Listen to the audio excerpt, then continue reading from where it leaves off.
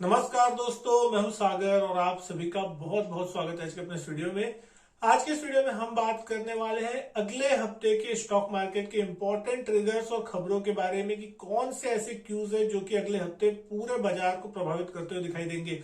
बहुत important level पे Nifty, bank Nifty और इंडेक्स कामकाज करता हुआ दिख रहा है। तो क्या यहां से एक प्री बजट रैली की शुरुआत होती हुई दिखाई देगी या फिर यहां से हम लेवल ब्रेक करके नीचे की तरफ जाते हुए दिखाई देंगे बजट से पहले, ये सारी चीजें होगी। लेकिन जिस तरीके से Q3 रिजल्ट्स के सेशन अब चालू हो चुके हैं और सारी बड़ी बड़ी निफ्टी और बाकी मिड कैप स्मॉल कैप की कंपनियों के नतीजे आते हुए दिख रहे हैं, तो अब अगला हफ्ता और आने वाले एक दो हफ्ते जो होंगे नतीजों के लिहाज से बहुत अहम होंगे।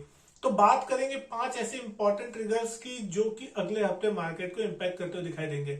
सबसे पहला ट्रिगर की अगर हम बात करें वो आता हुआ दिखाई दे रहा है ग्लोबल मार्केट से।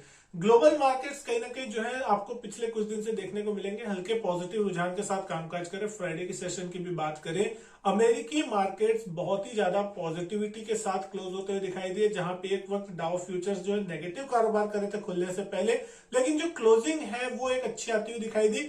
आधा से 0.25% के आसपास तक की जो तेजी थी अमेरिकी बाजारों में देखने को मिली क्लोजिंग बेसिस पे।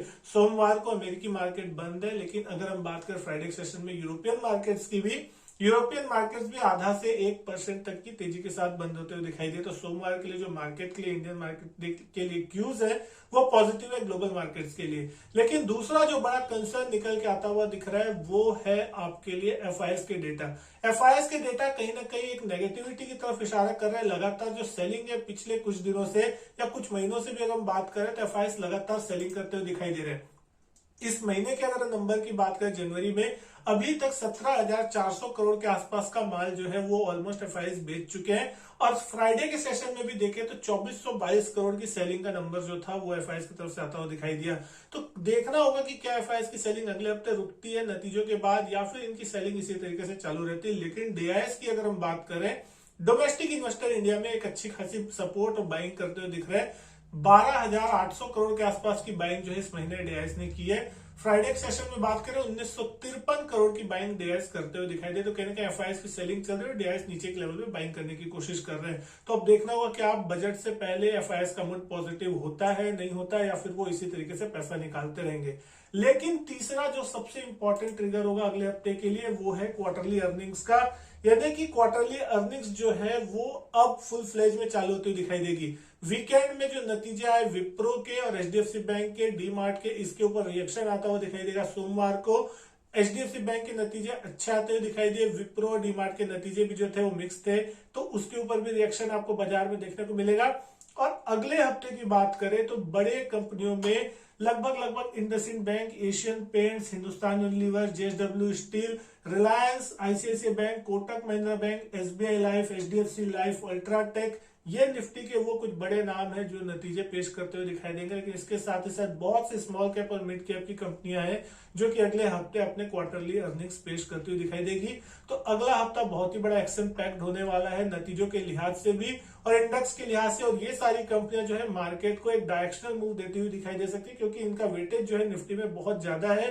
तो अगर नतीजे अच्छे आएंगे तो डेफिनेटली इनमें पॉजिटिव मोमेंटम देखने मिलेगा और निफ्टी भी जो है अपवर्ड डायरेक्शन में जाने की कोशिश कर सकता है।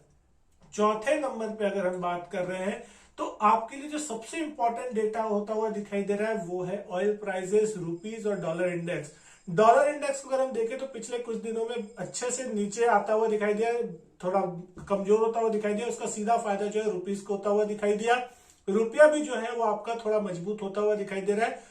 क्रूड ऑयल भी जो था लगभग $80 के नीचे चला गया था, लेकिन पिछले हफ्ते अगर हम देखें तो क्रूड में एक अच्छी खासी मजबूती देखने मिली है। 7-8% से ज्यादा क्रूड उछलता हुआ दिखाई दिया। $85 के आसपास फिर से कहने के ब्रेंट क्रूड का नंबर जो है वो आता हुआ दिखाई दे रहा है। तो अगर क्रूड बढ़ रहा है तो थोड़ा सा यहाँ पे कंसर्न आता है, लेकिन अब देखना होगा कि क्या यहाँ से फिर से कहने की गिरावट आएगी। गोल्ड और सिल्वर की अगर हम बात करें तो वो भी रिकॉर्ड के आसपास पहुंचते हुए दिखाई दे रहे हैं। 56,200, 56,300 का लेवल भी जो है गोल्ड ने टच किया।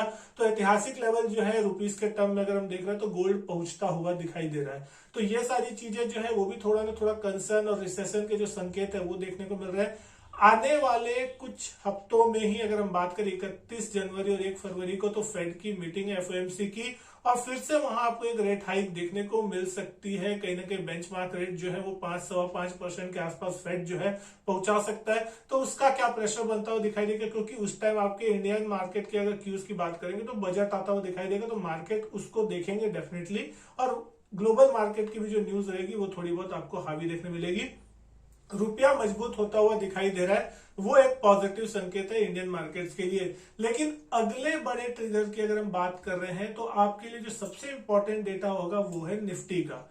निफ्टी के जो टेक्निकल डेटा की अगर हम बात करें, चार्ट्स पे अगर आप देखते हैं तो 17,800 17,750 ये लेवल जो है नीचे की तरफ मल्टीपल टाइम यहाँ पे हिट किया अभी मार्केट ने पिछले कुछ दिनों में अगर हम बात कर रहे हैं, लेकिन वहां से एक रिबाउंड आता हुआ दिखाई दे रहा है। वहां पे कहीं ना कहीं डिमांड क्रिएट होती हुई दिख रही है निचले लेवल पे, और बाउंस होता हुआ दिख रहा है। फ्राइडे के सेशन में भी हमने देखा ऑलमोस्ट 17,800 के नीचे हम गए, और उसके बाद एक रिकवरी देखने मिली निचले लेवल से, और हम लगभग 17,956 के लेवल पे क्लोज होते हुए दिखाई दिए, ग्रीन कैंडल बनती हुई दिखाई दी। अब बड़ा रेजिस्टेंस जो है वो एक इमीडिएट बेसिस पे 18,000, और उसके बाद 18,200 250 के रेंज में जो है वो एक बड़ा रेजिस्टेंस है।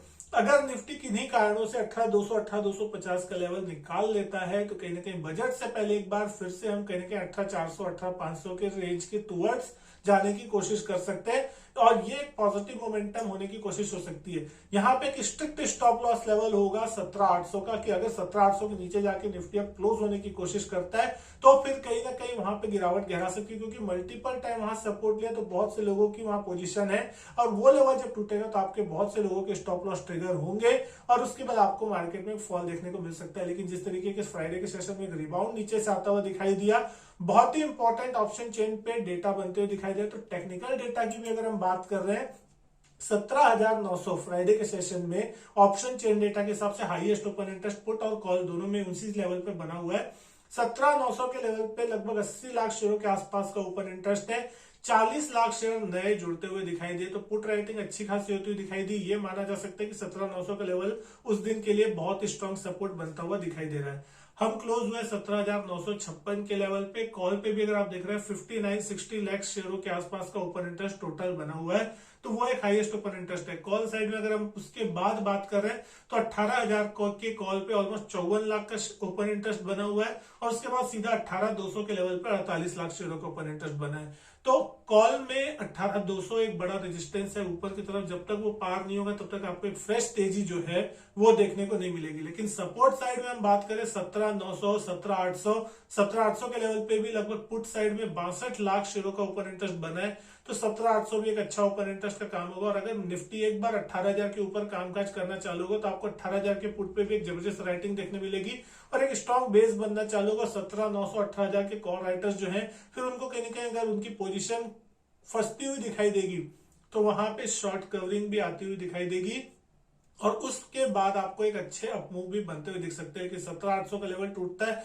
तो डेफिनेटली जो फिर पुट राइटर्स है 17,900 18,000 के, वो फंसते हुए दिखाई देंगे, और उनकी अनवाइंडिंग अगर होती है वहां से दिखती है, तो फिर आपको एक डाउन मूव देखने मिल सकता है। 17,600 17,500 तक के भी फिर जो लेवल है अगले हफ्ते आपको नीचे की तरफ देखने मिल सकते हैं। लेकिन ये सारी चीजें तब होगी जब कोई कंपनी के नतीजे या तो खराब आने चालू हो जाए, या मार्केट की एक्सपेक्टेशन खराब हो, ग्लोबल मार्केट से कोई न्यूज कोई ऐसी बुरी आ जाए जिसका मार्केट को अभी फिलहाल अंदाजा देखने को नहीं मिलेगा, तो डेफिनेटली आपको थोड़ी सी गिरावट देखने मिल सकती है। लेकिन अगर मोमेंटम इसी तरीके का रहा, कंटिन्यू होता हुआ दिखाई दे और सपोर्ट आता हुआ दिखाई देता है मार्केट में, तो एक अच्छी खासी रैली जो है आपको बजट से पहले बनती दिख सकती है। तो क्या लगता है आपको दोस्तों, बजट से पहले मार्केट कहां होगा, 17,500 या फिर 18,500? कमेंट करके जरूर बताइएगा। वीडियो अच्छी लगी तो लाइक करिए, शेयर करिए, चैनल सब्सक्राइब नहीं किया चैनल सब्सक्राइब जरूर कीजिए। मैं आपसे मिलता हूं अपने नेक्स्ट वीडियो में, तब तक के लिए good bye and thank you.